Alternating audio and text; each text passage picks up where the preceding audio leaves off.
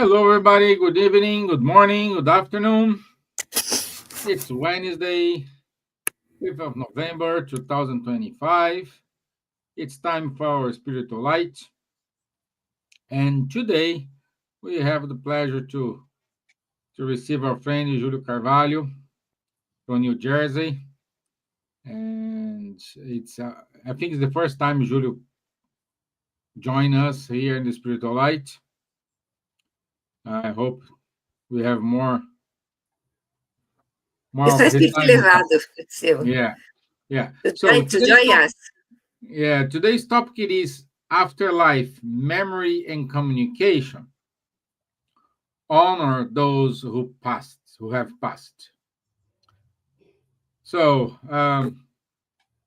let's ladies first introduce themselves. So good evening, my dear Elsa.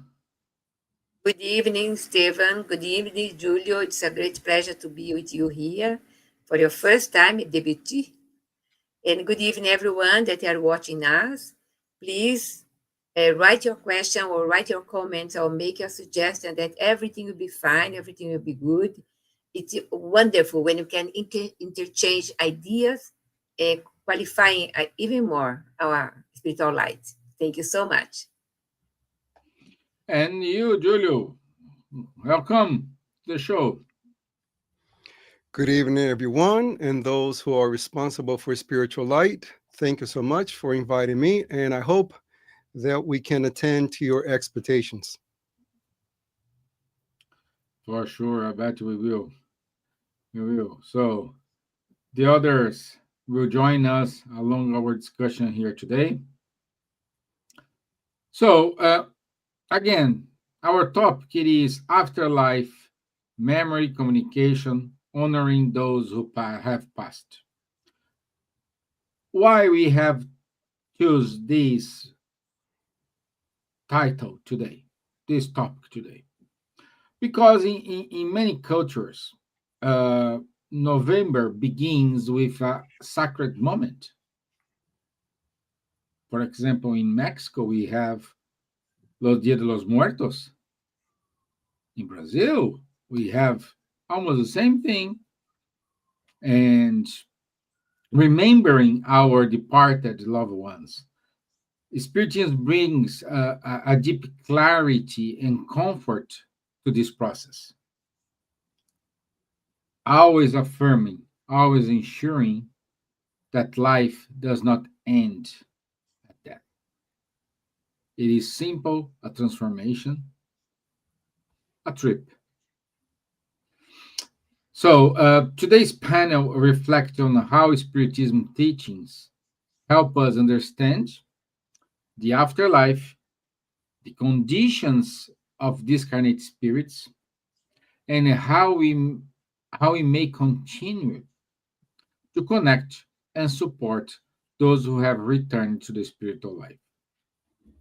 We will explore the loving ties that remain and how memory, prayer, and moral conduct strengthen these bonds.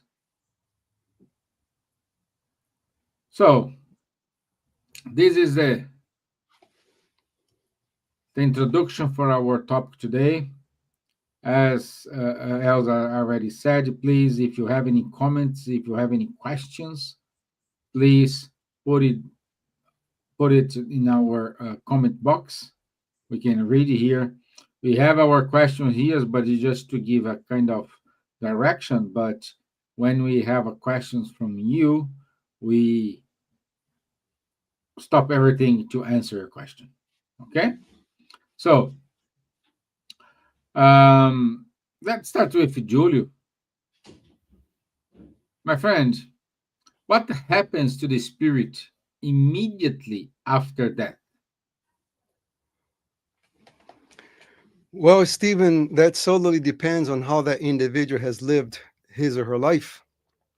For those who lived very attached to material pleasure, that moment of death becomes extremely painful. Reason being, it's because they don't want to let go of anything that they're attached to. On the other hand, for those who have lived a life of detachment to material things and pay attention to what matters most, which is their spiritual growth, that first initial moment is of a complete freedom, freedom from the wants of the flesh, freedom from anything that is a source of disturbance to their soul. So it really depends on how you have lived your life. This is the reason why the Spiritist philosophy enlightens us to live in a such way that we're constantly preparing for the afterlife, because the physical experience is actually our temporary existence, and the spiritual life is the eternal one. So while we're here, we attend to our material needs, but we should not make them the primary source of our pleasure or happiness. Reason being is because that will be a moment that we're going to be called to go to the afterlife, no matter who we are, how small or how large, how rich or how poor, how famous or infamous we are, we're all going to be called to that moment.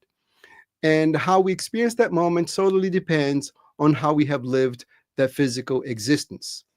We can liken the experience to someone who attends school, for example, the university. Someone goes to college and all they do is just fool around, they're getting bad grades, just partying a lot. When the moment comes for them to be done with their classes, they fear that moment because they know they have failed. But for those who have made an effort to be a best version of themselves by studying and learning and taking and getting good grades on their exams, that when the moment comes that they have to graduate, it's pure joy, it's pure happiness, because they know they fulfilled their obligation. So the Spirit's book covers this material in extent when we learn from the highly evolved spirits that those who have attended to material needs, they will suffer very much, unfortunately, because they want to stay here and they can't.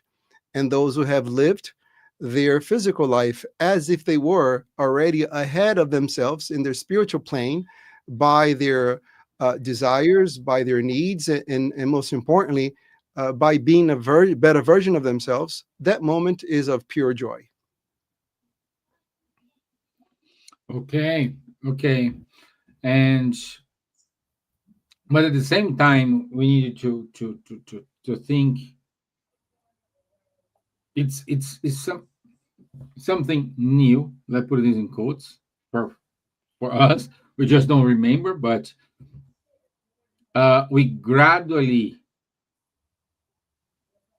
awakes the spirit, and the spirit will have the conscious of the current state.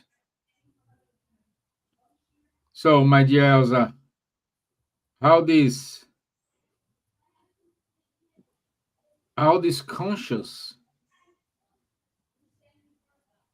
happens to us, because I don't know, I can imagine for those who thinks we're gonna die, gonna sleep, waiting for the last judgment. Not criticism here for anything, just saying, can you imagine like those who believe in something, but then when they are awake, it is completely different. What's your inputs regarding it? Steven, every time that we sleep is a training for death, because we go to any places, our spirit, accordingly what we preparing ourselves during the day, and accordingly what we preparing ourselves during our existence. We can prepare to, when pass to afterlife, have this conscious that I did my best in order to spread everything good for everyone. That is the main point. Otherwise, our conscience will tell us, oh, Elsa, you did it wrong. You should do more next time, a better way, etc. We are our own judges. We have our own conscience in order to know what is the best for us to do.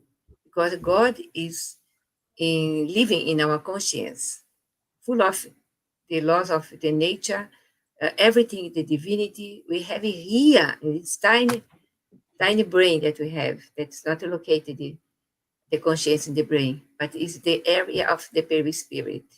So the connection that we have, the life and when we die, born and die, living and die again, and die again, is something that we increase during existences a little bit better in every time because we learn how to do it in spiritual world. And we come here to put in practice what we already are held in our conscience. That is the living one of us. That is very spirit in spirit that we have in ourselves.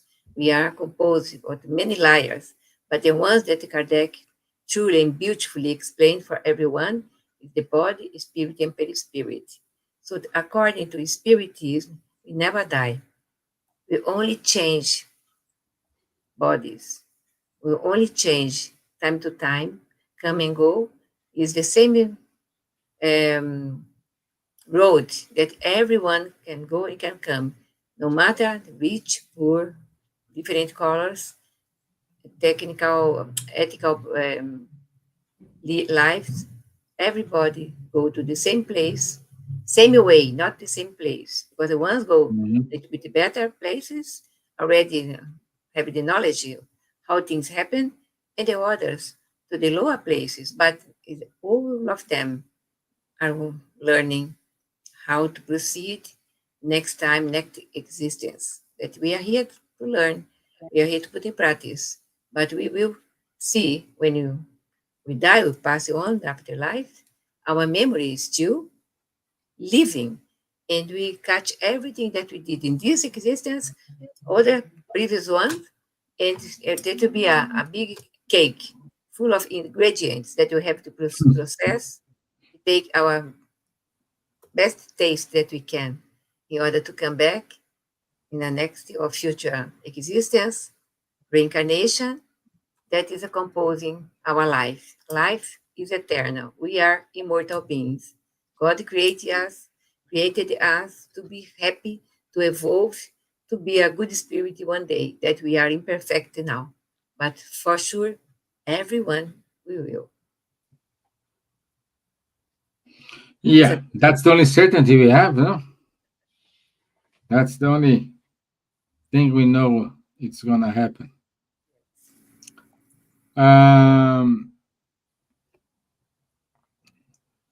Let me see if we have any comments here today. Oh, Miss Natalie Torbert. So it's great to have her here. It's a pleasure to have you here, Miss Natalie. So good. Dina Martins. So good.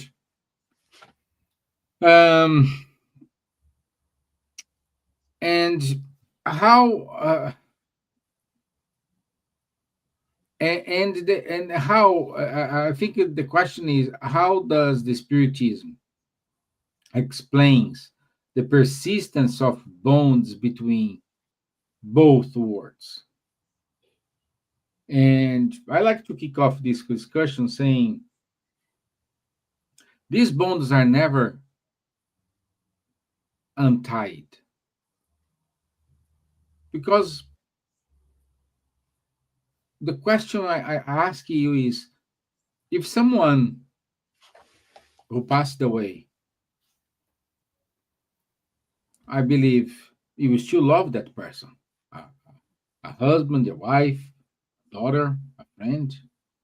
It's not because your friend, your husband, your daughter, your son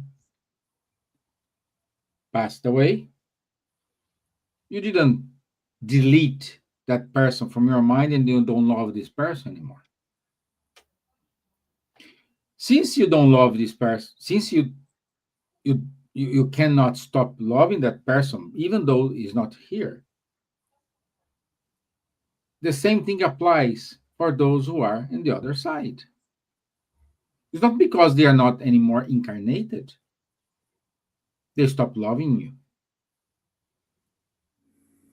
And they always be with us, connected with us. And these connections We just don't have the physical touch, but we can connect it to a prayer, to thoughts, by your moral affinity. So, in other words, distance is not an obstacle here. What do you think, Maria Elsa?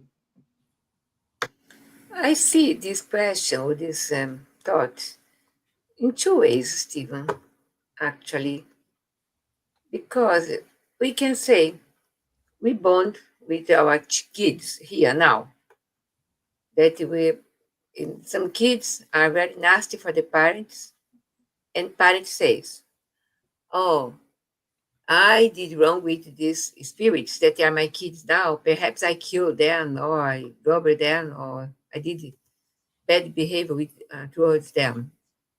And the kids now is giving back. No one born to kill, or born to be rude, or born to do things against others. We born in order to put in practice love and charity in our existence. But the father, the mother, the parents died. And in the spiritual world, they still link with these kids, this incarnation, and the others, the previous incarnation, and the other incarnation. So the bonds, sometimes the link will be very weak and sometimes very strong. Strong means when I am incarnated here right now, I find people that I have very strong bonds. Probably I said no, probably these people or this person or the family are my family from the past. I feel this connection reincarnated. Imagine when we are in the spiritual world with the freedom of see the entire panorama of so many existences that we can say, oh, the ones are my spiritual family. And the bond for these people, this spiritual family, is very strong. And we can find them and see, we unconsciously, we see and we know that these people belongs to our spiritual family. And sometimes the other way that I see, we have better kids that really very nasty against parents. We listen comments from mothers, especially mothers, and the mother said, "Okay, I did wrong for this kid. I hurt this kid in the past, and now it's hurting me." And I said, "No, you are a very good lady, very good mother. You did your best to your kids, and you are the one that when the benefactors ask you if you, with charity in your heart, want to receive two spirits that are very nasty for more than millennia in the spiritual world, and you said yes, without having bonds with them, without having a accomplishment with them, without even having bonded in the past with them." And this mother looked at me and said to me, "But it is possible." I said, "Yes, it is possible. Of course. Law, cause and effect, yes, we know that. But it's possible also that um, we adopted a kid here that no one wants to adopt, but the kid is very nasty. It said, no, I will face this challenge and I will help this spirit to grow towards the light, to educate, to go to university. You try your best. Most of the time, we fail because these spirits, they are really beautiful body, beautiful smile, but they are nasty kids or spirits. And that's it, what's happening in the world. When I participate for 1 year in a meeting, a Zoom meeting, with more or less 350 mothers, 1 year, in order to know a little bit better certain parts, in order to help for the fraternal assistant to Spirit Center, I could see something that I never ever imagined that it happened here and now in this planet regarding mothers and kids. That is something that I never could imagine because we don't have bad things in our mind, so you don't imagine these kind of things happen. So these bones, that of course, these 300 mothers crying because their kids, what they are doing. And one says, I prefer to see my son dead instead of the situation that he is now. Was her comment. Like very strong. And in spiritual world, probably when she returned and face the entire questions about what you did in your past life, she could say, I did my best. And the Mhm. benefactor said, yes, you did your best and you are free from this task again. That's it. Makes sense? Yeah, yeah. A lot of sense. Makes sense for you, Julio. Yes. Unfortunately, we have those kind of relationships. Very tough on the moms, but they're not victims. They have done No, something in order to be in that situation. So no, no, no. You're not. We're not victims at all. No, we're co-creators. We Not, are. not situation, not with the same kids. Yeah? They are not victims, we know. But in previous incarnation, perhaps what the other spirits. But for these spirits, when I say, yes, I want to adopt these as my kids in order to help them. I have not to do with these kids, these spirits. But Mm, I, charitable heart, said yes. Yeah? It's happened. yeah, yeah. Uh, so we said about what happened when you died, then how is this connection, or how we can keep this connection ongoing. And Julio, can we communicate with those departed? you see, we have the illusion that we are our bodies instead of us thinking that we have a body. Mhm. And people sometimes they believe that because someone is not physically next to them, there is no way to communicate with them. But when we think of the way we communicate with people, whenever you walk into an elevator and there's like 20 people inside the elevator and you squeeze yourself in, you are physically very next to everybody else. Now, do you feel anything for these people just because you're physically next to them? Absolutely not. It's not physical proximity that makes us connect to one another. It's love that help us Mhm. to be connected with one another. So when someone dies, or in spiritist terms, when someone disincarnate, they leave the flesh, we did not love that person's body. We love the individual who was inside that body. And the bonds of love continue. Therefore, we can communicate with them. So our thoughts to them are like a phone call that we're sending to someone else. And we communicate through our thoughts. And at night, when we go to sleep, we release ourselves from our own bodies. And if we deserve, if we have the merit, we will communicate with them in the spiritual plane. They will come and see us, and we go there and see them. And at times, we spent the whole night communicating with one another. And on the following day, when we wake up, we just remember uh, very small pieces of that conversation. And people ask all the time, well, why is that? Well, that's because our brain was not designed to live a parallel life. Hmm. If you went to go to sleep and you remember the entire night, on the following day, when you wake up, you would not have the sensation of rest. And that would definitely drive you crazy. This is how our neurons get sick from not getting proper rest. So, this is why we forget. However, we have the certainty that this was a special night because we were with them. Now, Stephen, whenever we do this kind of talks, I'm always thinking not of the spiritist audience who could be watching us, but people who are completely new to this. So we have many books that discuss in depth this kind of material. And one of my favorite ones in regards to the topic for today, which is how our lives influence the departed and how the departed influence our lives. It's the book Between Heaven and Earth, written by the Spiritist Dr. Andre Luis through the hands of Francisco Xavier. So let me repeat the title again. It's called Between Heaven and Earth.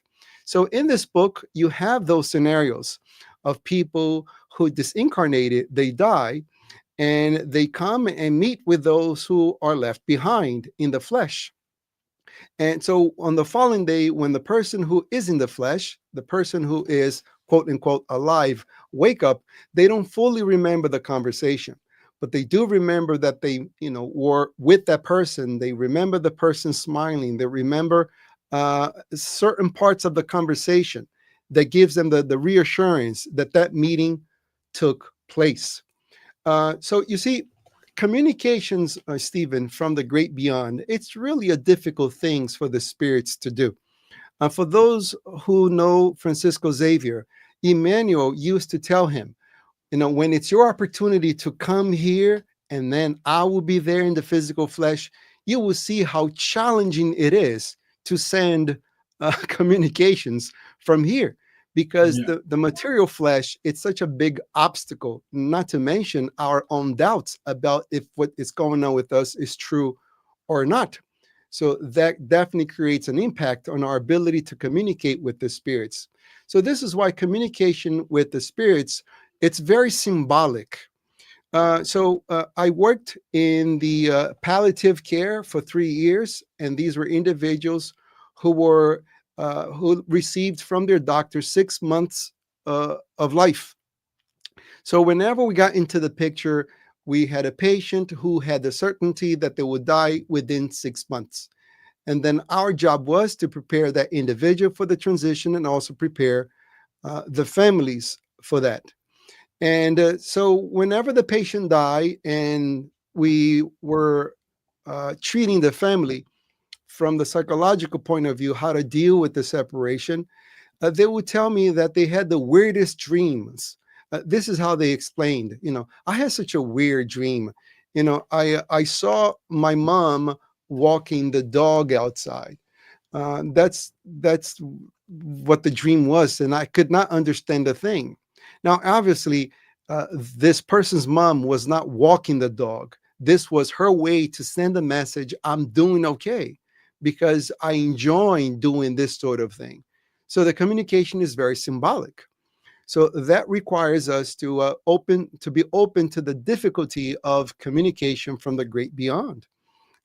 So whenever we have these sort of dreams, we are very careful to not take literally what we are seeing, but rather interpret the symbolism.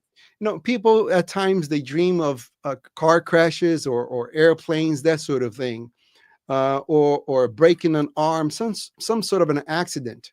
Now, that does not mean it's going to happen in the future. That's not a prophecy. It's a message telling you, be careful, drive slower, pay attention more when you're going down the stairs, so you don't break an arm, so you don't break a leg. This is how they're going to communicate with us. Just because it's our brain, even though it's going towards that path, it would still take time for us to evolve to be sufficiently connected to the spiritual plane in which we have no doubt of the communications coming from the spirits. Great point. Great point. We need, as Chico Xavier said, the bell needs to ring from there to here, not the opposite. So this kind of allow me to remind that we have had many life, many incarnations and discarnations, and we are all brothers and sisters in a family. Can you imagine how big it is, our family in the spiritual world? How many prayers we have from them to ourselves here, because for their perspective, We are the ones working now. We are the ones on duty. From their perspective, it is this, and they keep sending love, care, attention. That proves we are not and will be never alone. We are always connected. Like as I said at the beginning, in Los Dias de los Muertos, families goes to the cemetery to have a meal along with the grandparents who passed away.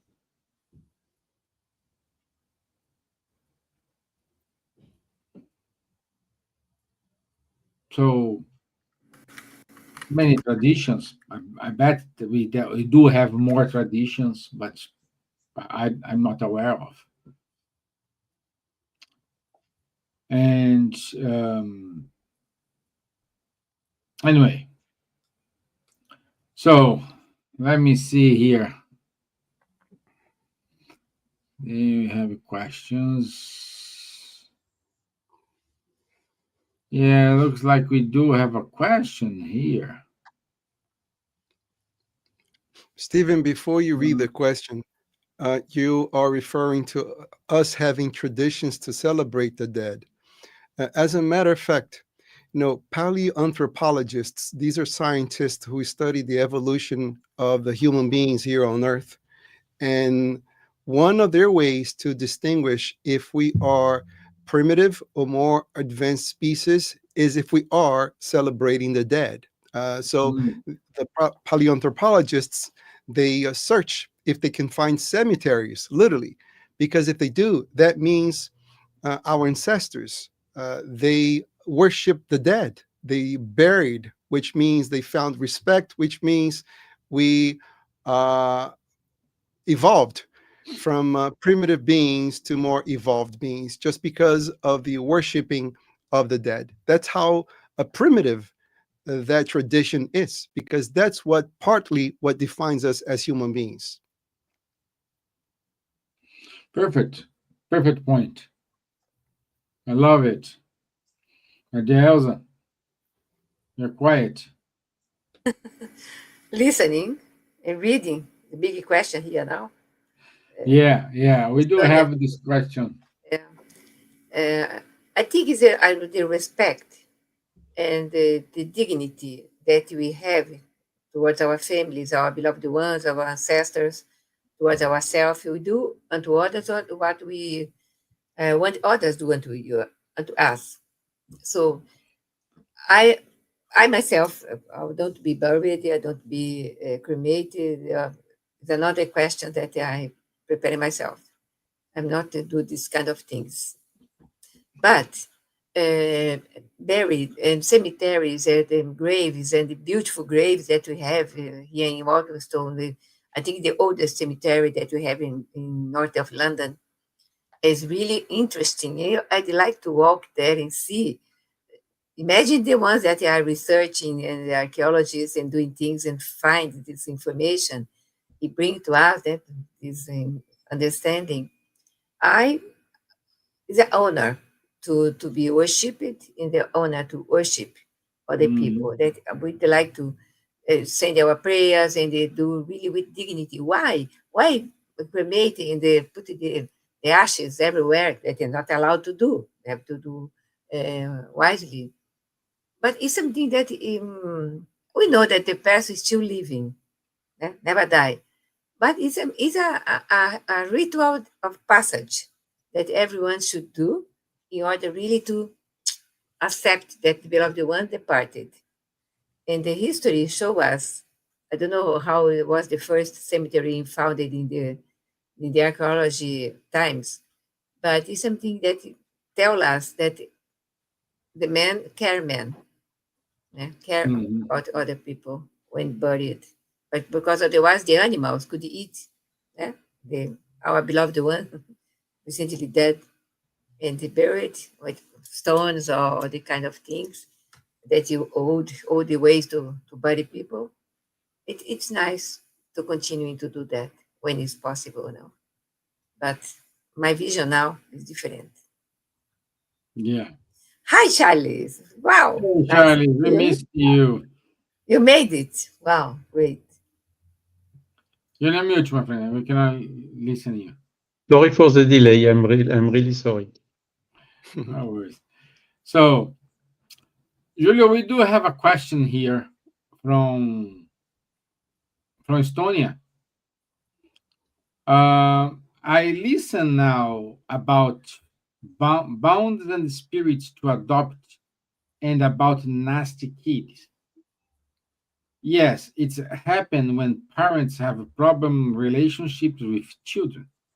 But why, if it happens opposite, that parents don't like kids and don't love the child? First of all, two things. Let me say hello to Charles. First time we do something together. How are you, Charles? Fine, thank you. Thanks a lot. Nice meeting you. And once again, I'm very grateful to be invited, but I did not know the format of the meeting. So I did not know I was supposed to make comments on top of someone else's answer because you're inviting Elsa to make a comment on the question. So I apologize for that. So in regards to the bonds and the trauma between parents and kids and their parents, what we have to realize, Earth is nothing but a big school, a big theater. And we are incorporating different roles. Sometimes we come as parents, sometimes we come as kids, but we are all old spirits. We have lived many physical existences in the past. And let's be clear about that. Life is just one. The physical existences are many of them. And each physical existence that we come, we are supposed to sublimate our relationships with one another. So once again, I refer to the book Between Heaven and Earth. These are individuals who are constantly involved in love triangles. And reason being is because, all of us are under three very powerful instincts: the instinct to rest, the instinct to eat, and the instinct to reproduce, sex. And that energy is extremely powerful. Reason being is because if it wasn't for sex, that would not be a continuation of the species. This is why it's such a strong instinct. And it overcomes the other two instincts. So because of this uncontrollable force in the stage that we find ourselves in, we get ourselves involved in many love triangles. So in that book, Between Heaven and Earth, you have 6 individuals who are constantly coming back in different reincarnations in different roles. So you have first a wife and a husband, and here comes a lover. The lover steals the wife from this husband, and now she is tied by physical attraction to the lover. And now here comes another lover, and this lover commits suicide because he was betrayed. And when we have this kind of relationships, we create not only biological ties if we have kids, but most importantly, spiritual ties. So now we are all responsible for the people that we have emotionally harmed. And they come back. And they come back as kids, they come back as parents. And the type of relationship we have with them, it's an indication of what kind of relationship we had with them in the past. So whenever you have a peaceful and friendly, loving relationship with your child, everything was resolved in a previous reincarnation. But when your child is extremely difficult, or the parent is extremely difficult, one of those two individuals was responsible for that situation. So in the Gospel according to Spiritism, chapter 28, this is the collection of prayers. There is a prayer that it's fantastic, and that talks about family ties and enemies. And it tells us that before we think of someone else as being our enemy, we need to ask ourselves, what is it that I have done in the past that caused the current situation? Reason being, it's because, my friend Stevan, when we find ourselves responsible for something that we have done, then immediately we also find the obligation to repair, to make amends to that individual. If we believe that we are victims of someone else, we are expecting that person to fix the relationship. And whenever we expect others to fix themselves in order to improve our lives, all we're doing, we're just prolonging our pain. So if you're the parent of the situation and you have a difficult kid, just ask yourself, what have I done in order to be in this situation? And I was not placed in this situation to fail. I was placed in this situation to succeed. And what are you going to do? You're not going to prepare that kid to be yours, because the kid is not yours. All of us belong to God, and we are temporarily next to one another. We are temporarily in these relationships. So as a parent, you're going to prepare them for life. You will give them the skills for them to succeed emotionally, professionally, financially, spiritually. And after you have done everything you could and they failed, that's their problem, not yours. You have fulfilled your obligation. And as a child, if you notice that your parents are disturbed, you have parents who are addicted to alcohol, drugs, that sort of thing, think of it that, your body might be small, you might be younger in age, but as a matter of fact, you can be older spiritually than that other person. And whenever we have more knowledge, we are responsible for those who have less knowledge. So you teach them, you guide them, you counsel them. But once again, we all have free will, and people will do whatever they want to do. But the important thing is, if we are aware of our mission, which is to be a better version of ourselves, we'll make the effort to do our best, if we are a kid or if we are the parent. Yeah, very good. Very good. Thank you. Thank you, Julio. I hope. Yeah, Elsa. Yeah, please go ahead. No, I said very clear. Yeah, Achieve it was later, astonished. Yeah, very good. Achieve people that are not spiritists can understand it wisely. Good. Very nice.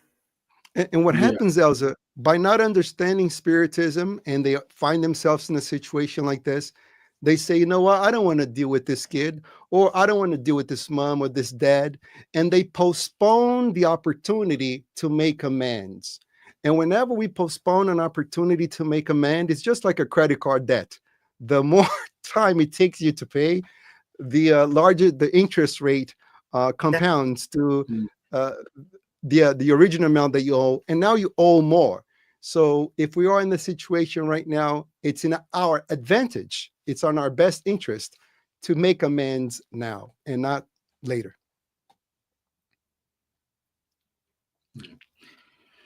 Okay, Charles, my friend. I have a question for you. Let's go. And do spirits visit us or participate, like in today's life, like in meetings at home after they passing away? It's also a good question. I mean, everything is about the change of paradigm, isn't it? We are an incarnated soul. Huh? We are not just a bunch of cells governed by random biochemical reactions. Huh? So, from this spiritualist paradigm, of course, it changes completely the point of view on these questions. Huh? And one thing that the spiritist body of knowledge teaches us is there are spirits everywhere. Incarnated spirits like us, but also spirits which are not incarnated, discarnated spirits. And their influence on us is it's written permanent, and even sometimes so strong as it's as per the Spirit's book that they may lead us in some cases, depending on the use of our free will. And of course, from this, we have all these consequences that Giulio just talked about, and Elsa as well, is the relationship are continuing beyond the grave for those who left before us, for both when both left this physical life, and so on along the reincarnations. So yes, definitively. I mean, the people who were bound to us in many senses, but in a good sense, the beloved ones, but also the people who may be bound to us, may have some links to us, maybe do because we harm them in somehow, or they are not so happy with us. Yes, they can visit us, and they do visit us quite frequently, much more than what we can think.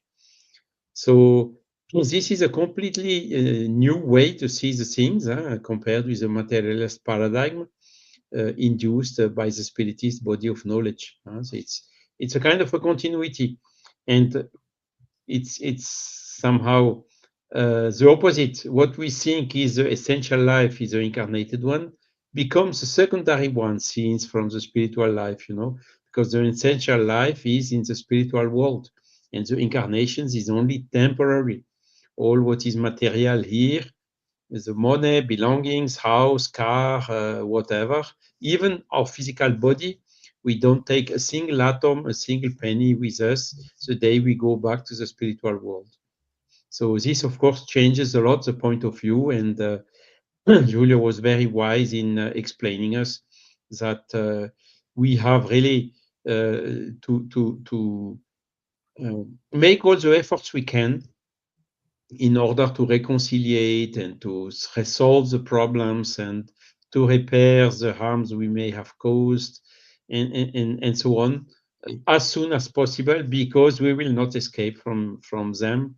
There is no way to escape. So better to, okay, let's go make the efforts and fix it as soon as we can. Great. Thank you. Thank you. Anyone to compliment or? Okay. So, in order to wrap up, because we are 90 minutes away, as I said at the beginning, we have people who light a candle for those who passed away. Some people go to the cemetery to have a dinner with those ones. Some just do a prayer. This is a question for three of you. It's not a specific question for a person. I want you to hear the comments for those three. How does remembering the death benefit? I'll do again. How does remember the death benefit the living? So, what's the best way to remember and honor those who return to the spiritual life? Let's start with our guest, Julio. Before we get to that question, I'd like to pick back on what Charles said about the materialist paradigm. And I'm constantly listening to physicists because, they try to study the element particles and see what we're all made of. And there's one of them called Michio Kaku. He's a nuclear physicist in New York City. And then he talks about his book, The Science of the Future. And look what he said. He said that in the future, we will no longer build machines in order to travel to different planets, because now we build machines and we cannot even transport human beings. And it takes 6 months just to transport a satellite to the nearest planet, Mars. So he said, in the future, we're going to download our consciousness into a computer, and then we're going to shoot our consciousness at the speed of light to Mars, and it takes 60 minutes to get there at the speed of light. And there at Mars, get this, my friends, we're going to have an avatar that can accept our consciousness, and then our consciousness will express itself in Mars with the avatar of our choice. Now, isn't that what we have here? Our body is nothing but an avatar. Now, it's such an excellent avatar that gives us the illusion that we are the avatar. So whenever we see someone's avatar dying and through the process of and goes through the process of decomposition, and I love this word, things that were composed are now being decomposed to be reused by nature. We think that the person is gone, but the person is not gone. It's the avatar that broke down. Another knowledge to this, if you use your car, your regular vehicle, it gets to a point that that car is no longer usable. Now, here in the US, you take that car to a junkyard in order for the parts to be recycled. You don't stay inside the car in the junkyard, you go back home. So those who we love, they go back home to our spiritual home. So our memories of them impacts them very greatly. They are happy because they know they are being remembered. And I worked in jail here in the US for 12 years. And one thing I could notice in prisoners' behavior, those who receive visits from relatives from outside, they felt encouraged to change themselves because they looked at these people and said, you know what, they're waiting for me. I want to get better because I have something to look for. And there were inmates who never received any visits. In these people's mind, what was the point of change if no one was going to notice? So when we pray for those who have departed and we remember them, they feel a need to change, especially those relatives who did very poorly while in the school of earth. They failed all the grades, they did terrible things. Maybe they committed suicide. How can my prayer, how can my memory affect them? Well, it can affect them in a very positive way. They feel a need to change because they know there are people who love them, who are thinking of them. So there is a reason for them why they need to change. And those who are doing well, those who actually pass all the grades in the school of earth, when they see themselves on the other side and they can see and feel that we are remembering them, what is the best way to honor them? Well, to live by their guidance. Divaldo Franco, our great friend from all of us, he is on the spiritual plane. What's the best way to honor that man? Well, make an effort to leave the message, to incorporate the teachings that he so much loved and transpired to all of us. If I admire a scientist, Carl Sagan, how can I honor the existence of Carl Sagan? Well, by dedicating myself to the work of science, to the pursuit of truth. So we honor those who have gone before us by fulfilling, by completing, by continuing their mission. Perfect. Charles. Yeah, maybe I would just add that this process of the future described by the physicist, I don't remember the name, Giulio, I'm sorry. Crazy name, Michio Kaku. So is obsolete already because the spirits and the souls do not even need 16 minutes and much less 6 months to go from here to March. They can go instantaneously or maybe almost instantaneously. So this shows that, of course, we are in a material world. We live incarnated in a material body. We have to take care of it. We have to feed it. We have to, and so on.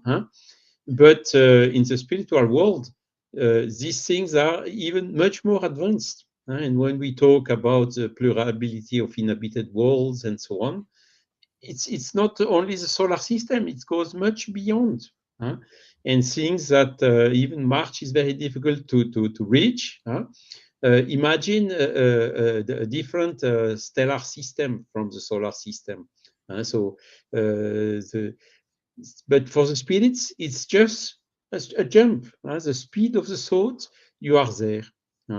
And this is also very important to consider in the way we shall remember the one who passed away before us, because these thoughts, the transmission of thoughts, is really perfect. When we think about someone in particular, the addressing is also immediate. This person will feel immediately that we incarnated or not incarnated, will have a reaction coming back of this thought. So this technology from the beyond, from the spiritual world, is much more advanced than what we can think, and we have even sometimes difficulty to conceive how this can work, relieving from all these limitations from our material world, one of them being the speed of light. But it is a reality. So I fully share Julius' view. Yes, the best way to honor the one who passed away before us is to have good thoughts about us concerning them, to follow their example, to express feelings of gratitude and so on, which is simply called love. And that is the nicest way to honor them. And even some people of our enemies who died, we can also honor them by saying, asking for forgiveness, sending good thoughts, praying for them. There is so many we can do in almost all the cases. And it's really something new. The prayer, which was somehow theoretical, gets now, with the Spiritist body of knowledge, much more practical, much more real. Perfect. Perfect. Very clear, both messages. And you, my dear Elsa, to wrap up.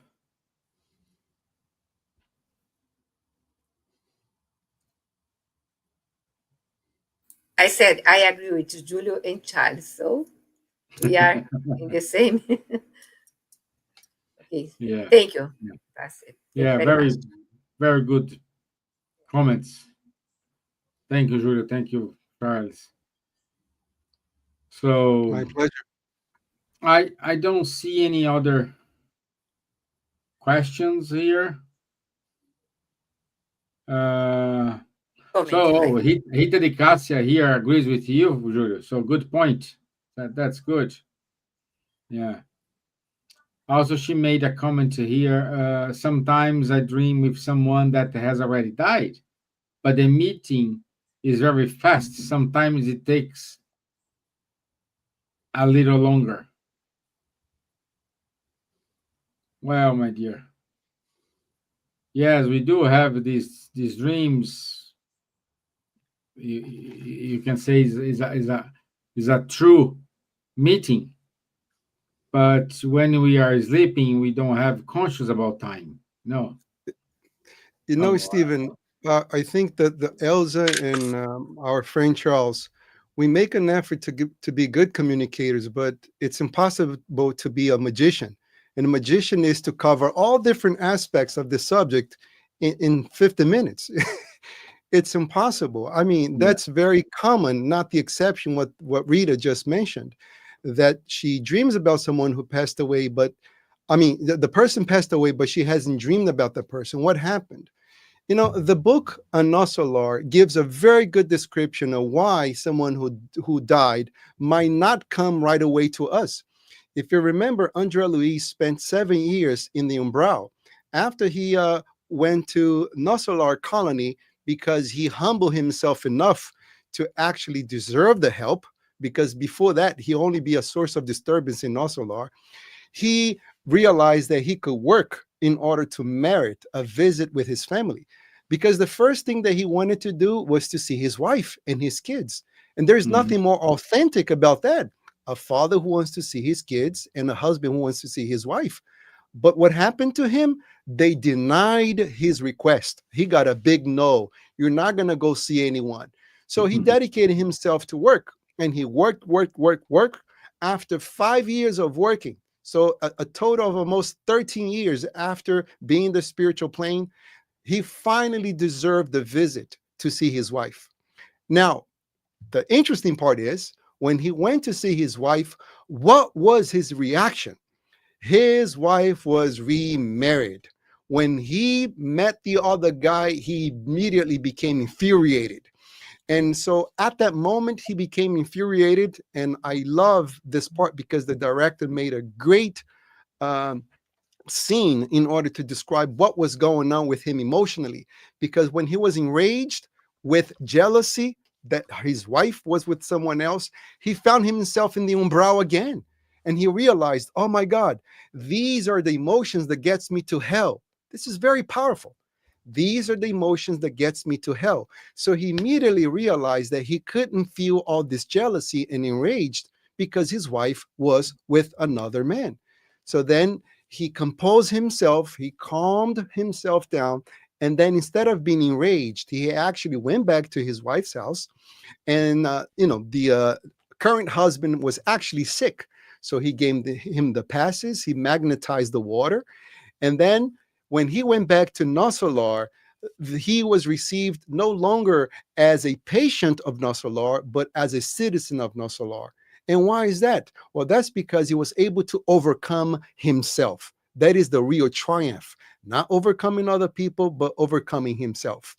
And his wife, current husband, actually said, "Oh my God, I had a dream. Here we go, the dream with the dead people. This angel came to me and helped me." So he is calling his wife, ex-husband, and the dead guy an angel who came to help him. So what's the big lesson to take here? Now, when the highly evolved spirits denied André Louis' request to see his family, they were not being mean. They knew that he was not prepared to see his family. Because if he actually met his wife at that moment, only 7 years being disincarnated and full of attachment to his family, he will be a spiritual obsessor to his family. So for those of us who are listening to us, if your relative, if your loved one has departed and you have not yet had any dreams, this could be one of the reasons. They're just not ready yet. It would not be healthy or healthy for your loved one to actually have this meeting.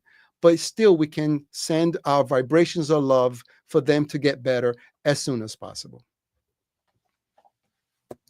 Wonderful. Stevan, maybe Yes. just a quick answer to Ulrich Kleinhempel.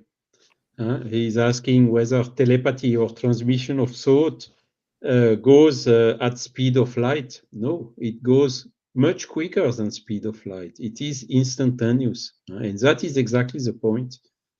All what is material is limited by speed of light, but all what is spiritual does not suffer at all from this limitation. Wonderful. And with that, we answered all the questions here. So let me share my screen with our announcements. Let me put it here for you guys. Okay. So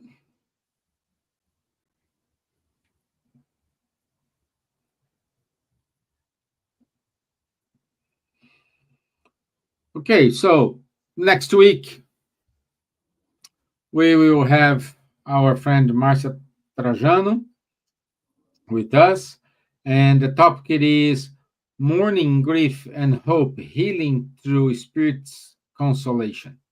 So 9 p.m. 9 p.m. London time on the 12th of November. Okay, so also every Saturday at 10:30 a.m. London time, we do have the Mediums book study with Charles, Munir, and Guilherme. So everybody's welcome to join. Please keep reading Spiritist Magazine. It's free of charge. Just access this website. You can download the magazine and you can read it. So, for more informations about the Spiritist Centers in London, please go to www.buss.org.uk. If you want more details about the Spirit Centers in Ireland, go to www.isf.ie, and in France, go to www.lmsf.org. So, in those three websites, you may find probably a Spirit Center close to you and willing to help you if you need it. Okay? Keep listening, Kardec Radio. Thank you, Kardec Radio, for the opportunity to be here, having wonderful guests like Julio today. So, thank you so much. And these are the announcements for today. I want to say thank you, Julio. Thank you for your time. I know it's probably now 5 o'clock p.m. for you, so you're still in the middle of your day. While you're here, me and Charles and Elsa are getting ready to go to bed. So thank you all. Thank you very much for your time. And I will see you next Wednesday. For Okay? sure. Mhm. Thank you Thank for you. having me. Bye-bye. Julio, just God bless. wait a little bit. Okay? Thank you.